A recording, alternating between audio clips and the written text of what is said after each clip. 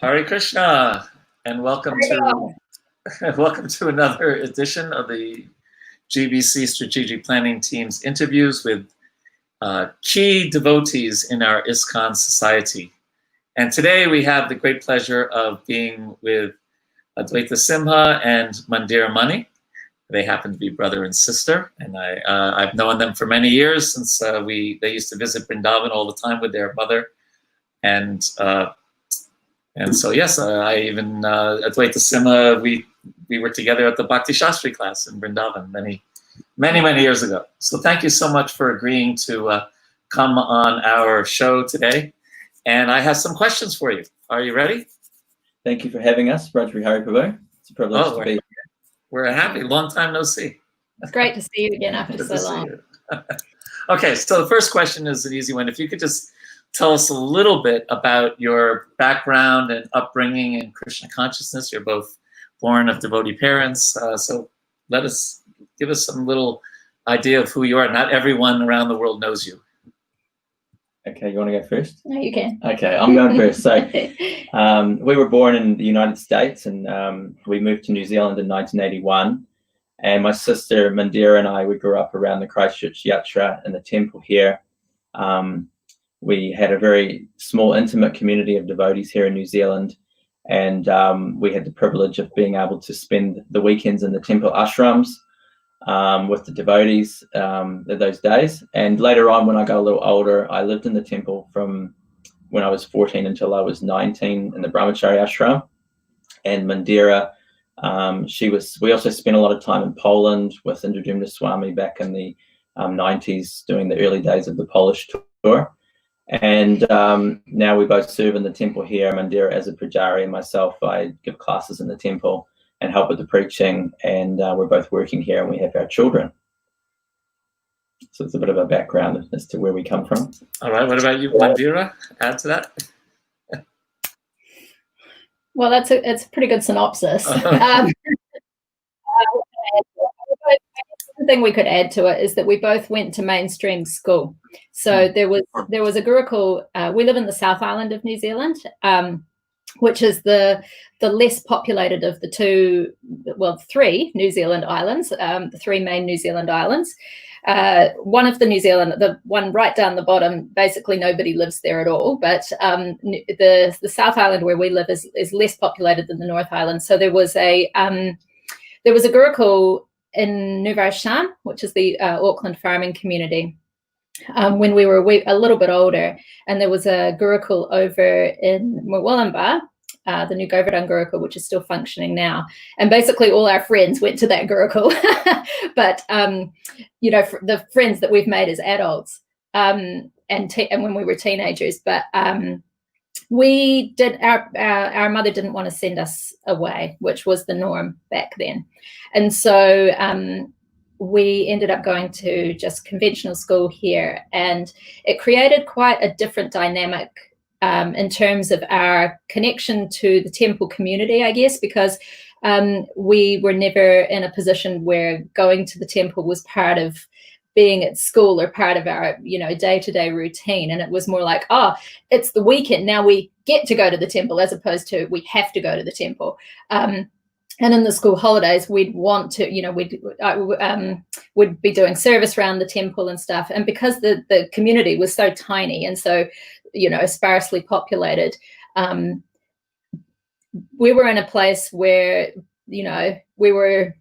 I was 10, I guess, and Advaita would have been 9. And we actually were doing things around the temple that needed to be done. Like they needed somebody to do the deity's paraphernalia in the morning. So, oh yeah, here's this 10-year-old kid. Well, we can probably teach her to do it.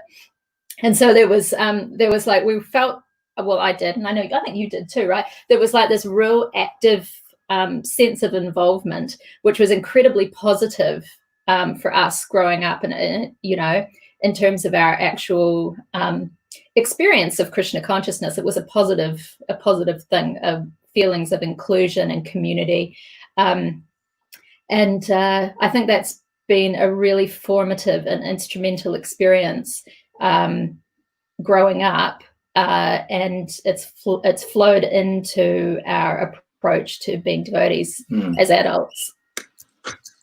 Yeah, well, it's interesting you say that because we sent our son to Gurukul about 100 meters away because we were living in Vrindavan and we went to Vrindavan. I remember him as a toddler. And I can relate to what you're saying because, you know, like you said, you got to go to the temple on the weekends.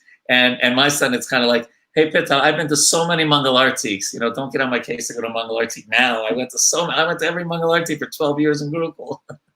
So I get that. And Mandira, you have a PhD, is that right? Yes, I do. Yep. So how did you balance that? And how many children do you have?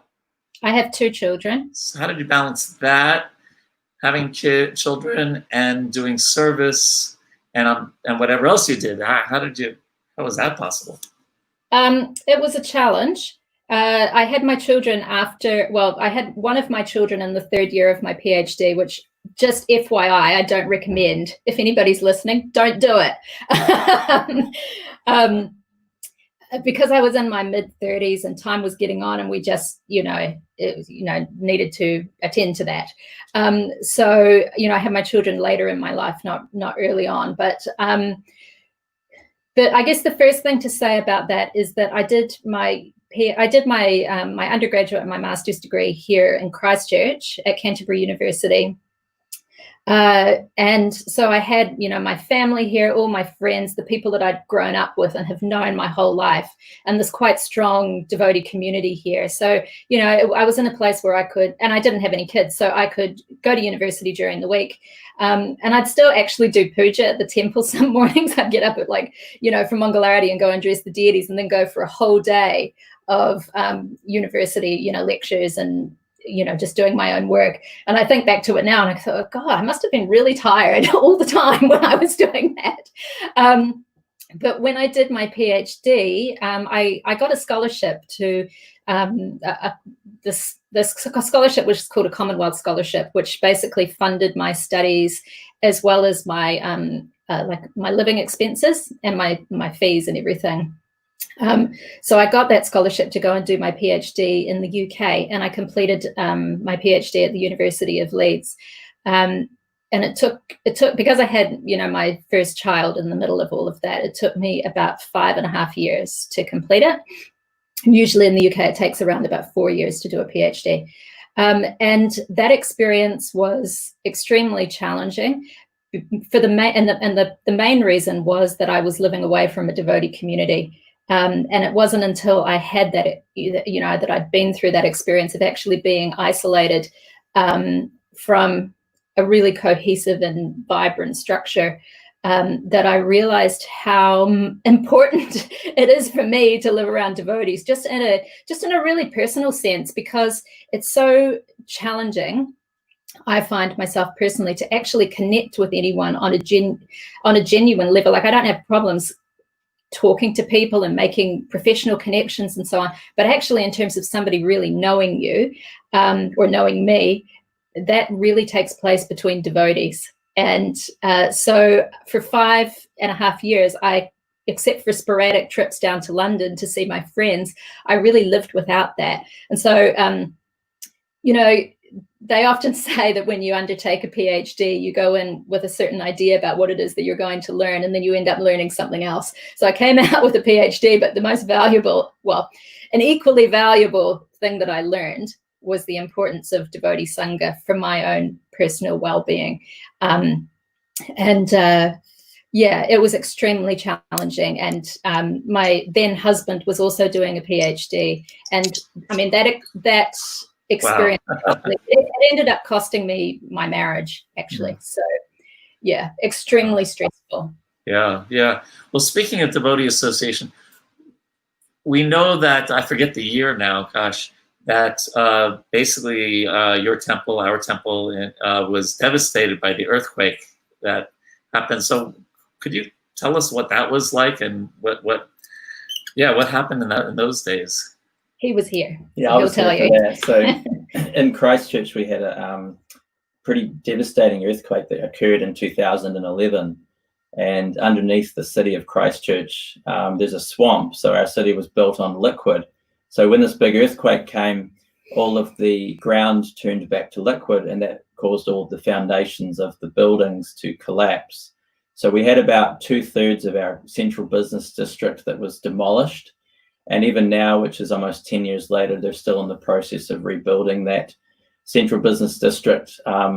After the earthquakes happened, the temple was badly damaged to the point where all of the deities fell off the altar into the temple room, and the deities shattered on the floor of the temple room, and all of the walls, all the plaster was stripped from the walls.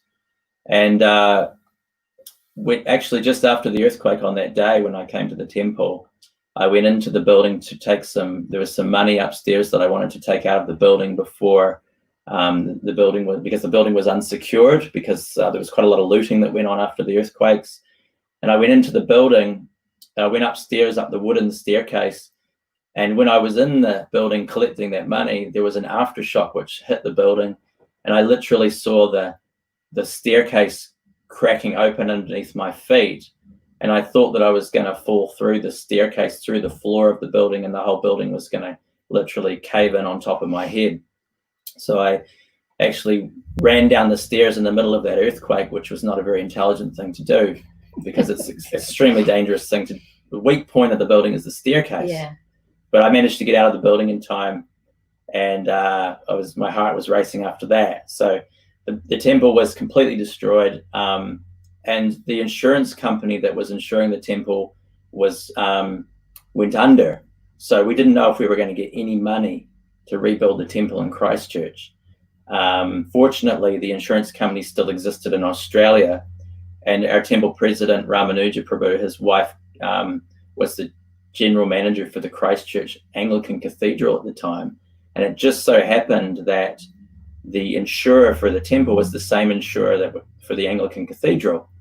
And so she managed to talk to the head of the company before they pulled out of New Zealand, and they managed to settle with us for a sum of $1 million to pay out us for the temple that was written off.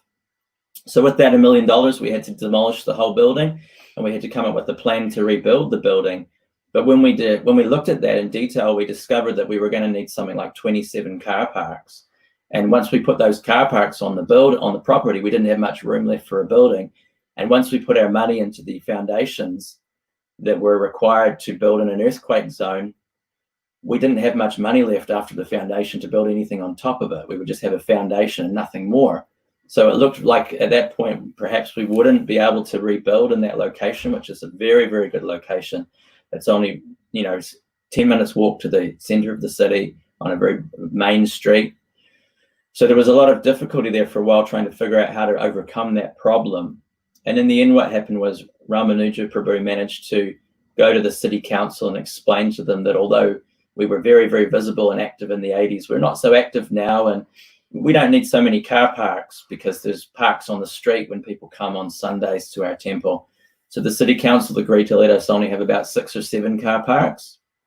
And on top of that, he discovered a way that we could build a shallow foundation and have all the strength of the building in the laminated timber, which was a system where the strength of the foundation was actually in the building rather than the strength of the building was in the building rather than in the foundation. So the way we have it now is that if there's another earthquake, we can actually unscrew part of the building from the foundation, and we could jack that part of the building up and then pour a new foundation for that part and screw it back down. So we ended up, and the story is quite amazing actually, because on the morning of the earthquake, which was 4 hours before the earthquake struck, out of all the purports in the Bhagavatam, my mother was giving class, and she read from a purport where Prabhupada says that although Krishna is independent in his will, he actually depends on his devotees. And he says that sometimes Krishna appears in a dream to the devotee, and he tells the devotee that his temple and his garden are very old and he can no longer enjoy them, and he asks the devotee to repair them. And sometimes Krishna appears to the devotee in a dream and tells the devotee that he's in the ground as if unable to come out by himself, and he asks the devotee to revive him. So 4 hours after that purport was read, the temple and the garden were destroyed, and then the deity went back into the ground. And we took it as an instruction when we looked back on that. We didn't know that was going to happen, but when my mother looked back on that, we were like, wow, like of all the purports in the Bhagavatam, there was an instruction that morning to rebuild the temple and to repair the garden and to revive the deity. So we spent 7 years getting the temple ready to reopen. And amazingly, in 1986, when we installed Sri Srinivasa Gaurachandra, when we installed Nitya Gaurachandra in the temple in 86, Jaya Srila Prabhu came to Christchurch and he wanted to get deities which were exactly the same as the deities we had in Christchurch, and because they were so beautiful. But when they took them to Auckland and they decided they were going to put them in there was some objection. Because, like a second set. Yeah. So there were 2 sets carved. Two sets so the same. One was installed at our temple, and then there was another one for Auckland. But the Auckland ones were never installed because they didn't really fit, and also they were not installed by Srila Prabhupada where the other deities in Auckland were. So these deities sat in a cupboard in Auckland for 25 years until the earthquakes happened, so that when the deities were destroyed and the temple was destroyed, we had deities that could replace our deities that were exactly the same, and all the clothes just fit straight on. So Krishna made a plan back in 1986 for the earthquake to have replacement deities. And we took that instruction from the Bhagavatam to rebuild the temple and to repair everything and get it open again. So we finally opened again in 2017.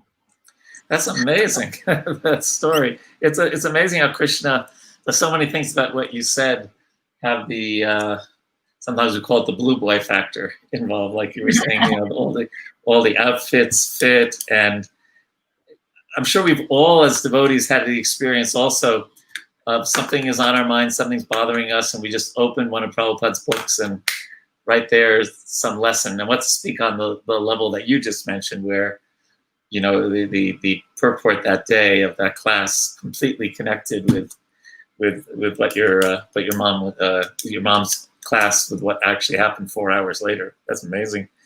It's also, I can relate a little bit to the car park issue. We're building a new temple here in Washington, D.C., and I think we have to have 180 parking spots, and it takes up so much of the property like that. But here, it's hard to do what you... maybe we could try that trick. Hey, we're not so popular anymore. You know? And we were incredibly lucky that we had Ramanuja and his wife Carolyn here, and you know, Carolyn had those connections with the insurance company through her job, and really I can say with just complete conviction that our temple would not exist without those two. You know, Ramanuja brought it through. Yeah. Yeah, I know, and I know him. Of course, he used to come to Vrindavan a lot. So he was in Jaipur for many years. Right, Yeah. yes. He's one of the founding members of the Jaipur Yatra there. Right, him and Pancharatna Prabhu. Yeah, Right, yeah. Yeah. And he also worked with Prabhupada's Samadhi in Mayapur too, so he had some experience with construction, and he managed the project through. And we it's a beautiful building. It's very, very practical. We have we also had a beautiful altar, a marble altar in Sringasan that was to be put in the old temple, and it was just sitting in packaging the whole time. We had no temple here for 7 years. Amazing. So then when we were ready to install the deities, we had this beautiful altar which was already carved and prepared, and we just put it in. So we hope you can come and visit one day, Prabhu. Well, I've been there, but not since the earthquake. Yeah. Well, that's there's so many great stories. This is one of the best ones though, about deities and temples. Yeah, it's so amazing. Just like in Detroit and in Dallas, they mixed up the Krishna and the Radharani, if that makes sense. So in Detroit, Radharani's as big or bigger than Vraja Vihari, and in Dallas, we have this huge Kalachanji and a small Radharani, because they and here in Washington, we have the original deity that Prabhupada had, the first Krishna deity. So those deities were the first deities that I dressed actually after I got my Brahmin initiation, because I was at ISKCON Communications at the time. So Radha Madan Mohan were the first installed deities that I dressed, and I thought, wow, that was so cool that he was the first deity in ISKCON, and to have that privilege of doing service for him was awesome.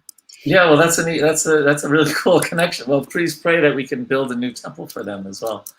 We're hoping to do that. And speaking of which, because one of our struggles now is temples around the world.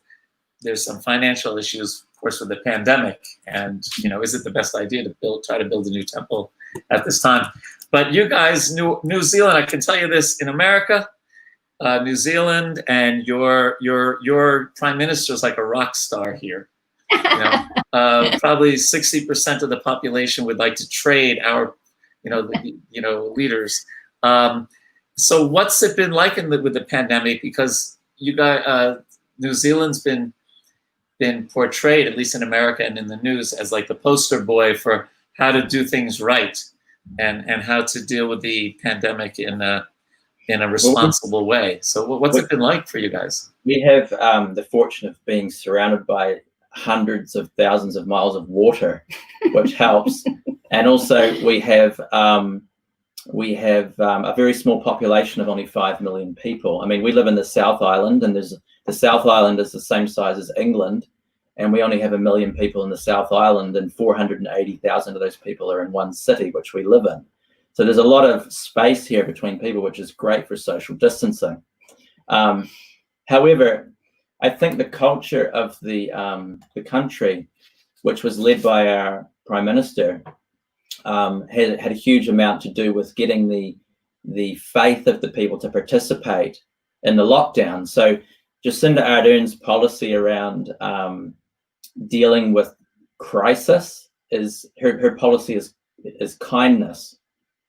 We had a shooting in Christchurch, a mass shooting about a year ago, where 51 people were killed in a mosque. Just around the corner from my work, actually. Very close by. And I heard the shots and stuff when it happened. So, she dealt with that. She dealt with that in quite a unifying way for the country, and that policy flows through our culture. That it's about supporting each other in a time of difficulty, being kind to each other by giving each other space, and practicing those social distancing principles. So when you drive down the freeway or the motorway, above the motorway, there's big signs which say "be kind." Like, instead of travel at this speed, it just says "be kind." So she kind of puts that out there, that's really what she stands for. And I think that people kind of got behind that, to the extent that we went, as she puts it, we went hard and we went early, which means that we were on a trajectory similar to Italy's growth when they were in their early days, and they recognized that we were on that trajectory, and they decided to go into a full lockdown. So the country completely locked down for 4 weeks, to the point where 7 weeks. 7 weeks, but the level 4 was level 4. We call it level 4, was for 4 weeks, and we couldn't actually go out of our homes. Pretty much, you could go out to the supermarket, and you had to spend 2 meters between people, and apart from that, you weren't allowed to go visit your friends. You couldn't visit your family, and as a result of that, we saw within a shorter period of time that our cases went from, I think the day we had the most cases was 89 cases in one day, and in the last I don't know, must be the last 6 weeks, we've had 0 cases. We've got currently 12 cases, I believe, but those are all cases which have been caught at the border. So our borders are completely closed. If you come into New Zealand, you have to be a New Zealand citizen or a permanent resident. And when you come in, you have to spend 14 days in a government-managed facility hotel, and you have to take 2 coronavirus tests to get out of that hotel, and you have to be clear.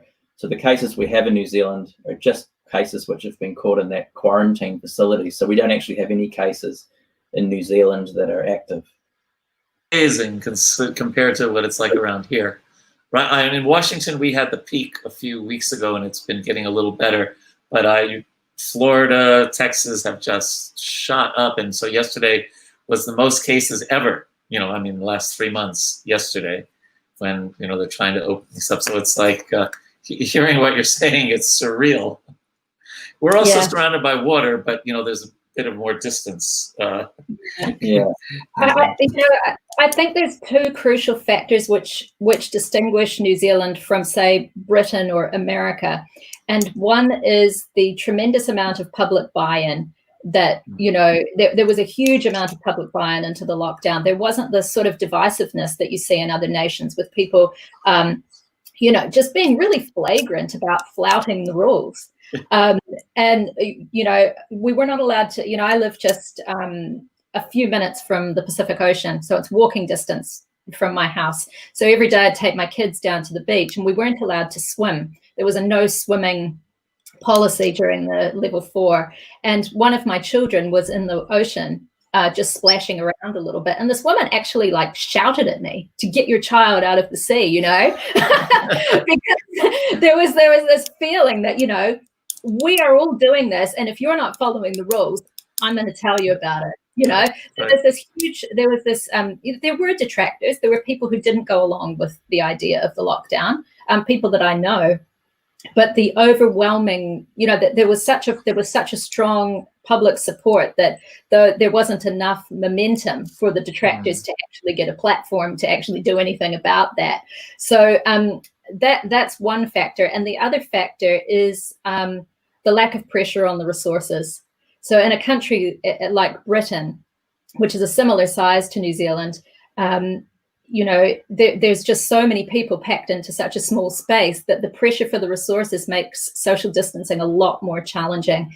And, you know, I've seen in the news the scenes at Bournemouth over the last few days because they've had really hot weather there. And there's just like so many people there on the beach, despite the fact that there's a lockdown in operation.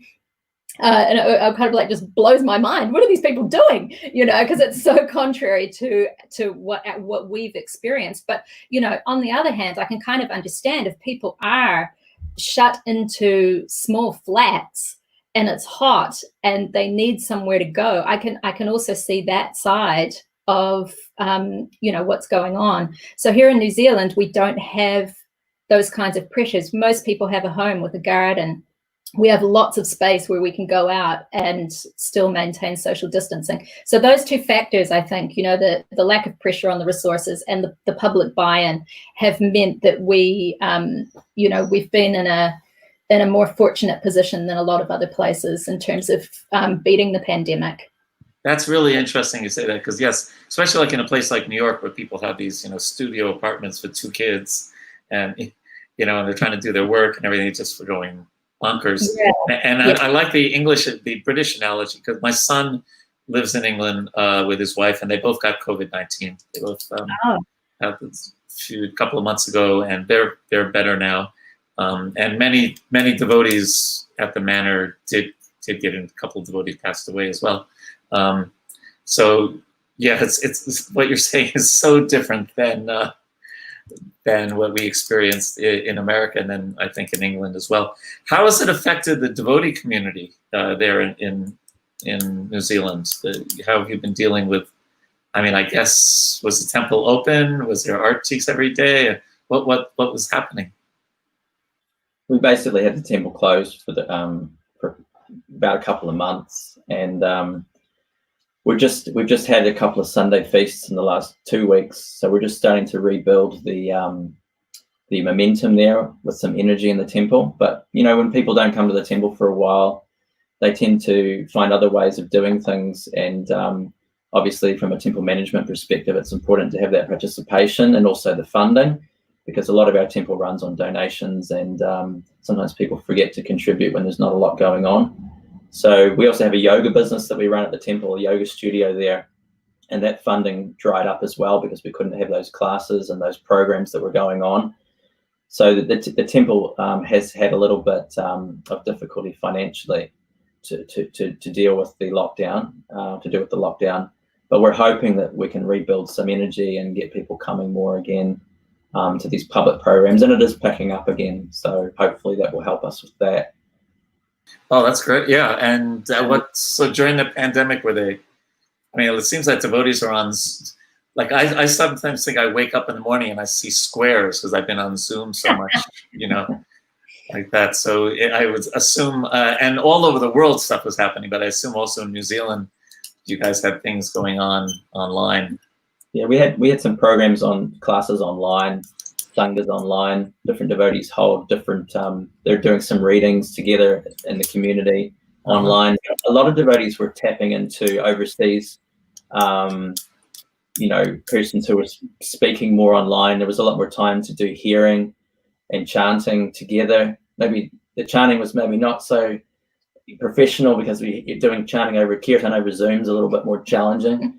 But that's awesome. But at least there's been some really great initiatives from devotees around the world providing their association. Like Indradyumna Maharaj, you listen to his classes, right? And he's giving those classes from Vrindavan, and different classes are there for devotees to tune into. So I've found actually for myself, although the lockdown was restrictive, it was actually, for me, it was really liberating because I didn't have to go to work.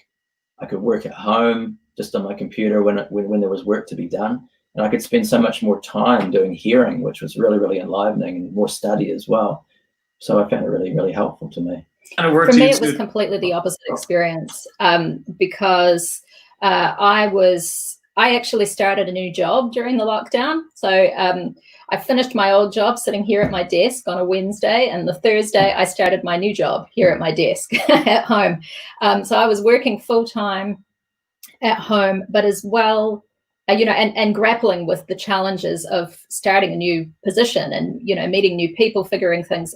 Starting a new job is always challenging, but doing it at home it brings an added layer of complexity to the whole experience. But alongside that, I also had my 2 children's schoolwork to, have to attend to, particularly my 9-year-old. So it was very, very difficult. And I found myself looking at people learning a second language and doing crochet and thinking, hey, hang on, how come I'm not crocheting? But I literally, had no time to do anything and was working 6 days a week. And so when the lockdown lifted and I could actually go into the office and just go to work like a normal person, it was like, phew, can actually, get some kind of measure of, control over my own time. Mandira, I can relate more to you than to your brother, because I work for the government here, and then that's been more work than usual, and I've been locked down the whole time, right, for the last 3 months, working from home, and then I have my ISKCON Resolve service day and night, and like, where do I find time to chant and hear? I do it, but it's like trying to fit it in. So. Advaita Simha, I'm totally envious of your, your situation. I work in the bank, so when the lockdown first happened, all the lending just immediately stopped, and we didn't know how the banking industry was going to look here. There was a lot of economic concerns. So I went from being someone who was like lending people millions of dollars to buy properties all over the country to being like, I don't have any work to do because the real estate's just completely stopped. You can't buy houses when you can't look at the houses. Right. So what happened was I ended up being retrained into a customer care team. And what we did was we were calling people who were financially distressed, and we were providing mortgage rescue packages for them to tide them over until. Oh, wonderful. How nice. Yeah. Wow. Yeah, well, and that kept you busy, right? That became busy again, but still I had more time than I used to, so I was quite grateful. Interesting. Yeah, because I work with people when they're in anxiety or having conflicts in the workplace. And that kind of, even though they were working from home, it seems like they had more time to contact me. And now, I don't know if this is the same in New Zealand, but now President Trump is asking federal workers to start going back to work, and there's a lot of anxiety about that. So much anxiety. So that's what I've been dealing with. And then, of course, all the race-related issues that have happened here in America, and that's also caused a lot of angst. So, yeah. And so what about for your kids? Do you both have children? Yeah, we do. Yeah. So what's it been like for them? What's it been like for them? Well, they didn't have to go to school for a while. So we were kind of juggling looking after the children at home as well as, doing work, as well as doing sadhana all together, mixing it all together. My daughter really liked it. She liked being at home, but I found that when I was working, she was spending quite a little bit of time watching cartoons and things like that, which is not really things that I would prefer to her to be doing, but it was just really hard to be juggling. It really was. Yeah. My kids were off school for my daughter Nadia is very into systems, so she kept a track of how long she was off school. She was off school for 55 days. And they enjoyed it. But they missed their friends. And they've been back at school for, I don't know, 5 weeks, do you think? Maybe 5 weeks now? Less than that. 3. 4 weeks? No. Maybe, let's say 4. They've been back at school for 4 weeks now. And yeah, it's great, that my kids go to you call them Waldorf schools, I think, in the United States. We call them Rudolf Steiner schools. So my kids go to one of those schools, and we have a very vigilant no screen kind of culture, and as part of the school system. And I'm really not keen on my kids having access to screens, and unfortunately they had a little bit too much access to screens during the lockdown. So they enjoyed it, but it was, from my perspective, less beneficial than it could have been. It was quite amazing in the lockdown, actually, because you just really didn't see other people for so long. It was an incredible experience. I couldn't. A couple of times I came to Mandira's house and talked to her from a 2-meter distance, like through the window. But really, I was just at home by myself a lot of the time. Virtual hugs. Yeah. Yeah. Yeah. You were by yourself. Oh, no kidding. Yeah. And now the schools are open. Yeah. Yeah, they have been for some time. In New Zealand now, it's just like completely the same as before there was any COVID. No kidding. Because here all the schools are closed, and if there are universities open next year, it's going to be crazy, or even the schools had to have the 6 feet distance, a 2-meter distance, and a school bus, and during lunch, in classrooms. Yeah. So that's fantastic. So it's pretty much back to normal there, huh? Yeah. It's just as though it never happened. Really. That's incredible.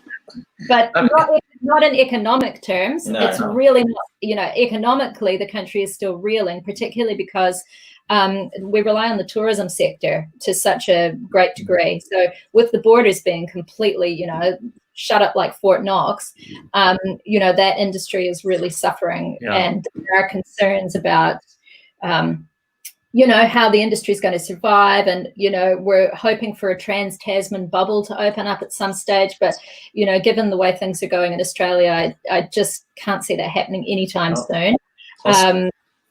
We have all these ads on, the ads up around the place where targeting us to come to Australia. Hey, New Zealand, we know you've always wanted to visit. You can't go anywhere else. Come and spend your money in South Australia, that kind of thing. And from our side, I think we're really looking forward to Australians coming back over, even if the rest of the world can't. But I just don't see it happening. But they've had an increase in cases lately, haven't they, in Australia? Yeah. That's only in Victoria. So, but if you look at Queensland and Northern Territory and South Australia, they haven't had any new cases for a long time. Oh, okay. Those states are all shut. The borders are all closed. So there's some sort of discussion now that perhaps we could have a bubble with Queensland and some of these states that are actually COVID free, and we can share tourism industry there. But we really don't know. We're not going to see the real economic impacts of this until the end of this year when these people come off their mortgage holidays. Yeah. But still, it's incredible to hear what you're saying compared to what we're going through here. And we get a lot of people on these shows from India, and India's had this huge spike in numbers lately, especially Mumbai and Delhi. I haven't been keeping up that closely, but I know, just when, and I don't think, I could be wrong, but I don't think the temples in India are open yet. I don't think so. Yeah. So it's really cool to talk to you. And if you look around the world, some places in South America, Brazil is one of the absolute worst. England still has. I was just talking to my son this morning in the UK, and he said people are out there and not social distancing. He's like, it's not like COVID's gone away just because we're on the next stage. It's still all over the place. Yeah. So, and I told people at my job, I'll see you next year. Basically, right? I'll see you virtually, but you won't see me in the office until next year. So that's it's very encouraging, I think, to a lot of people who are listening to this interview to hear that there is a place in the world that things are relatively back to normal. Again, albeit with the economic concerns that. And none of you can come here.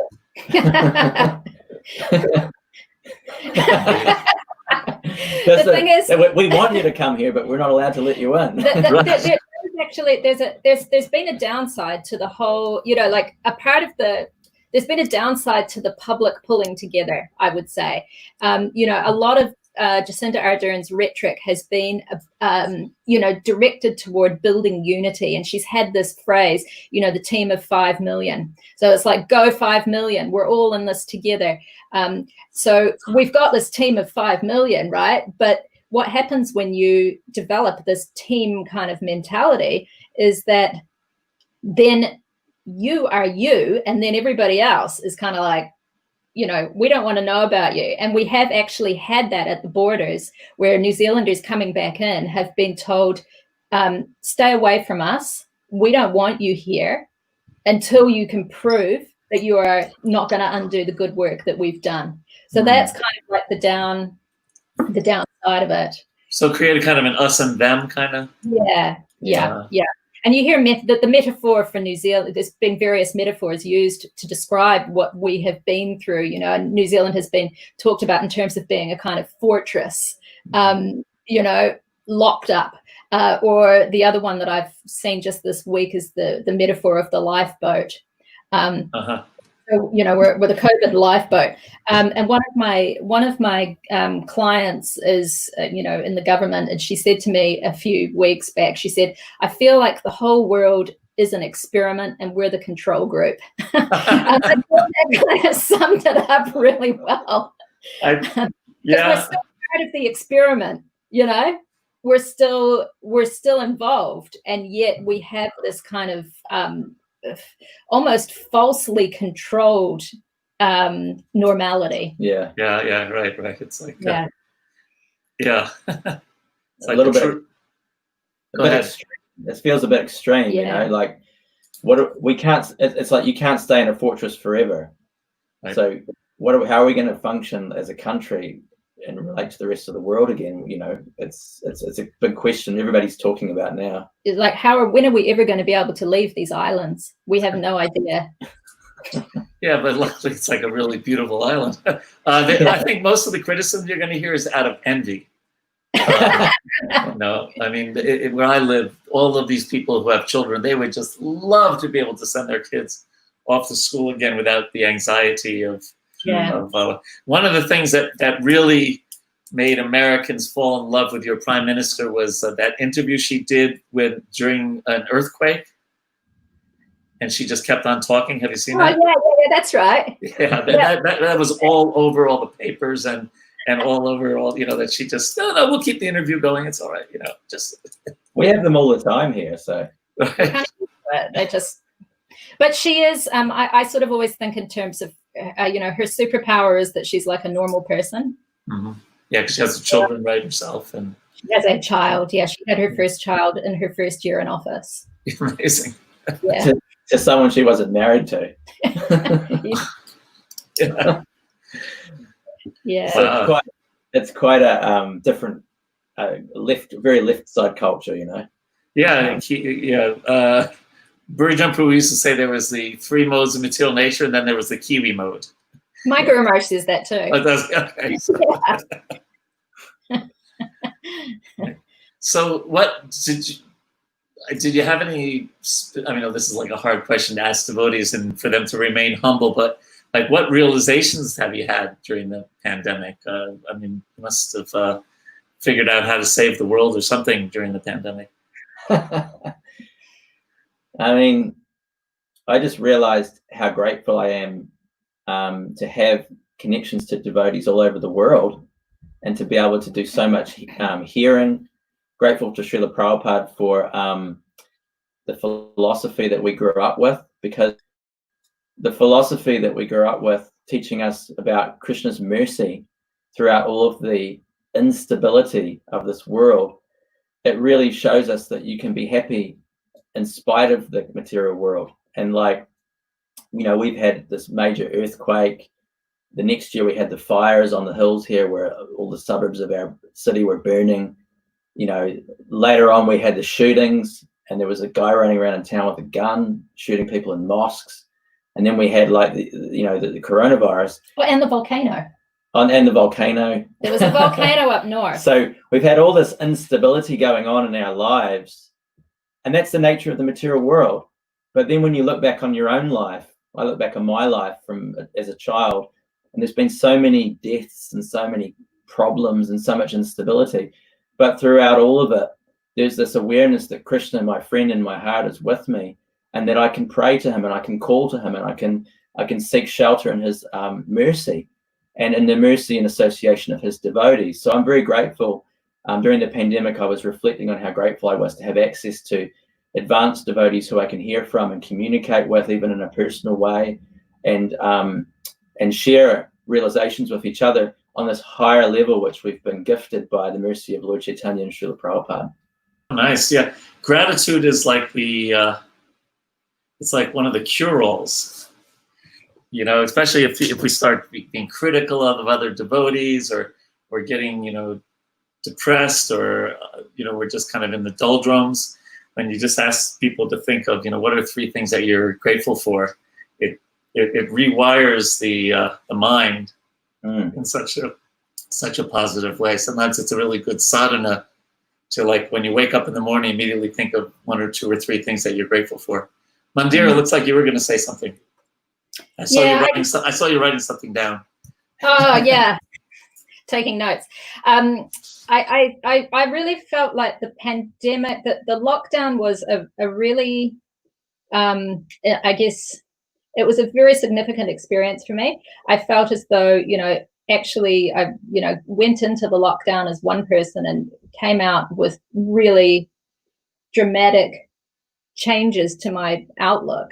And mainly my experience of actually being just in this house, me alone with my 2 children and not seeing anyone else, was a really, it was a very affirming experience that, you know, we're actually okay. We can manage, and we're okay. We don't, you know, so it was actually a confidence builder for me in terms of my parenting. But for me personally, I felt like we're all in a place right now where we cannot make any plans, right? We don't know the future. We don't know how this is all going to unfold. And in a way, I felt as though all of my control was taken away from me. And all that I had was that which was directly in front of me. And that was, you know, my kids needed to be looked after. I needed to chant. I needed to earn a living so that I can pay my mortgage. And while I think that could be very anxiety inducing, I actually found myself in this strange place of peace. It's like, okay, my hands are totally off the steering wheel here. And I just have to accept, and I don't have anywhere to go, and that's okay. And although things have opened up again now, and there's lots of places to go, and lots of things to do, really that situation sums up our life, doesn't it? I mean, we have the illusion that we have lots of things that we can do and lots of choices to make, but in reality, we are on this path, and all we actually have is right now, and we need to make the most of it. So I was also really fortunate to have a lot of my spiritual master's time during the lockdown, like more time than I've had in the last 20 years, I would say. And it was just, yeah, I was so, you know, COVID has been a terrible experience, but that was like a genuine silver lining for me.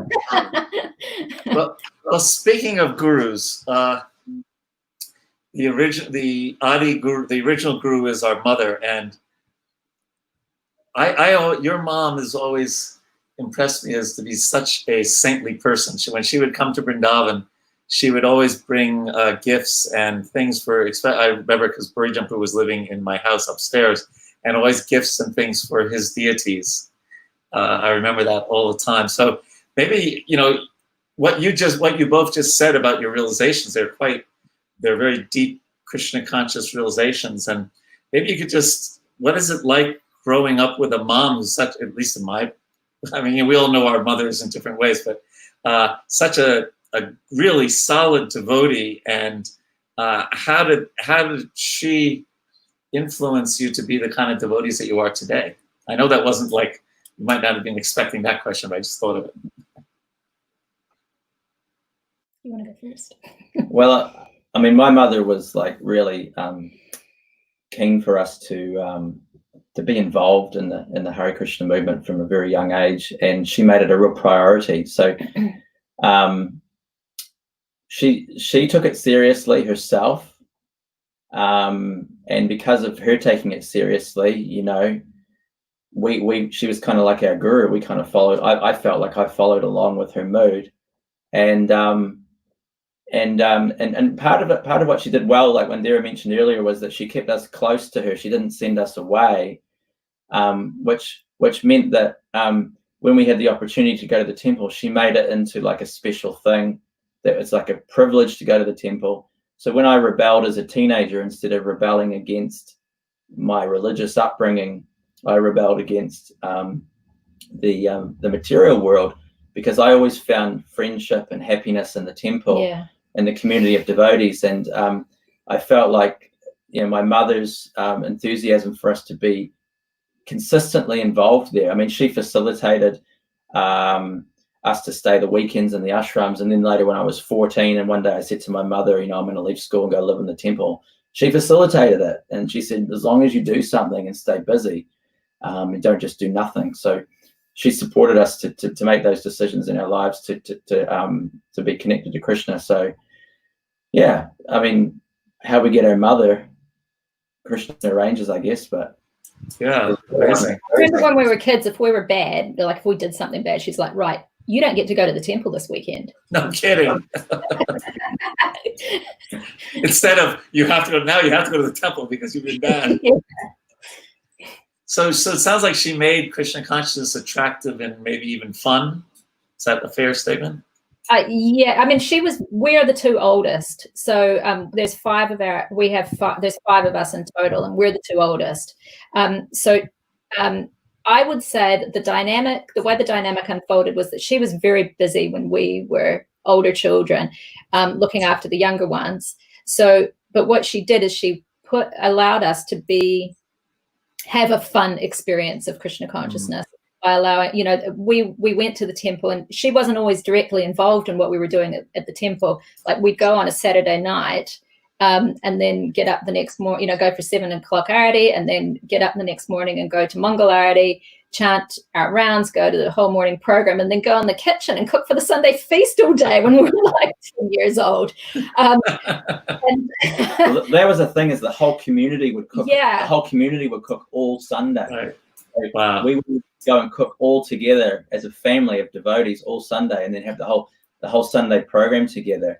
And you know, when I used to go back to school on Monday, I used to cry because I just wanted to be in the temple. And I very much had that experience as well, that feeling of being split and having like two selves, of, you know, but you know, the person who interacted in the outside world, but I always felt a little bit like I was playing a role.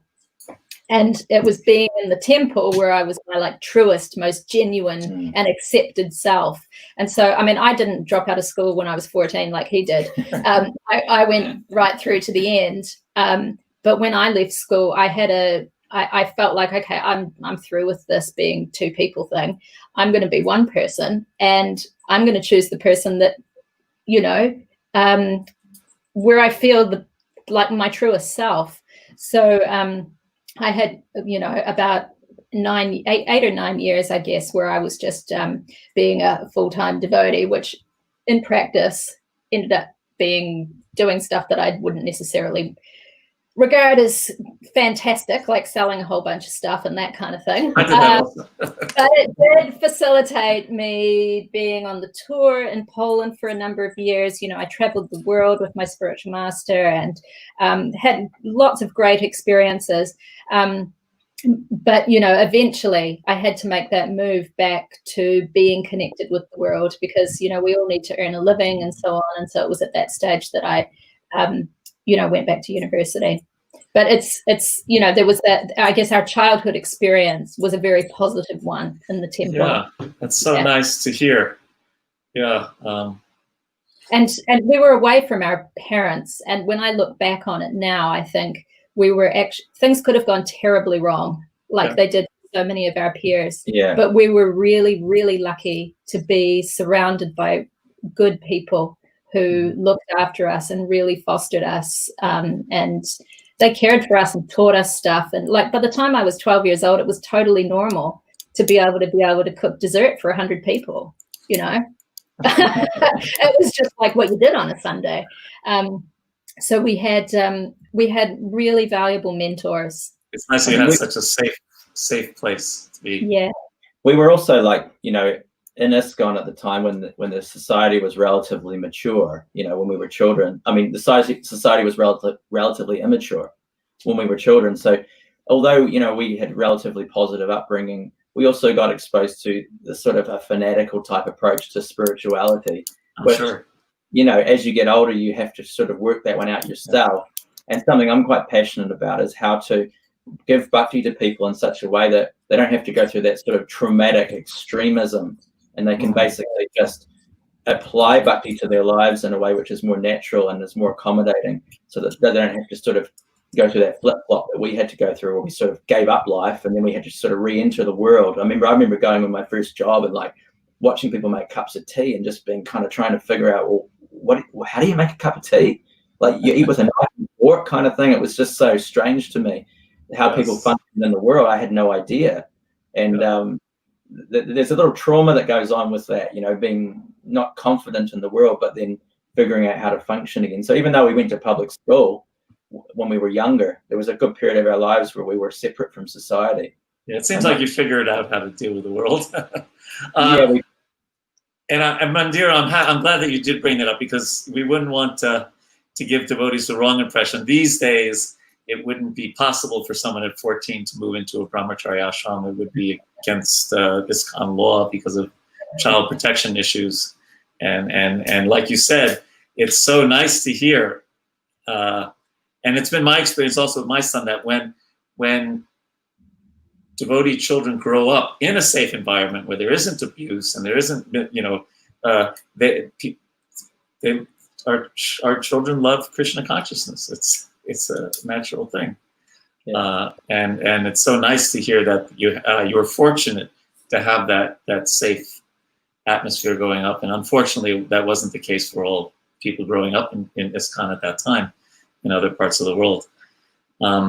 Yeah, it's so nice to hear about what your thoughts about your mom, because I've always, you know, I lived in Vrindavan for 20 years, and people would come and visit all the time. But she would come almost every Kartik, if I recall, and I just marked her as well. That's such a special person who always wanted to serve Vrindavan Dham and always wanted to hear from the senior devotees, and had such a This year will be the first year that she's not going for Kartik. No kidding. Wow. COVID. It's probably about 25 years or something. So. Yeah. Amazing. She still sews Bhuri Jumperbu's deity sets, and really? Okay, great. That's part of her thing. Well, she designs all of our deities' clothes here as well, and you know, one of the main reasons she goes to Vrindavan is she works with the Mukatwalas there to, you know, get the sets the way that she's designed them. So she's been involved in doing, I mean, she sewed all of the original sets for the deities when they were installed in 1986, you know. So she's been sewing for the deities since we were kids. Still takes that really on board. Yeah. Well, when you see her, I think you said she's in the next room, or somebody please offer her please offer my humble obeisances to her. And I want to thank you both so much for taking the time. Sorry about the little mix-up with the hours, but I think it all worked out fine. And it's so nice to have your association and to meet such wonderful Vaishnavas as the two of you. So thank you so much for having us. We look forward to seeing you soon. Please pass on my regards to Linda Vrindavan also. I'll do that, and hope we can all see each other in Vrindavan sometime soon. I hope so too. Hare Krishna. Hare Krishna.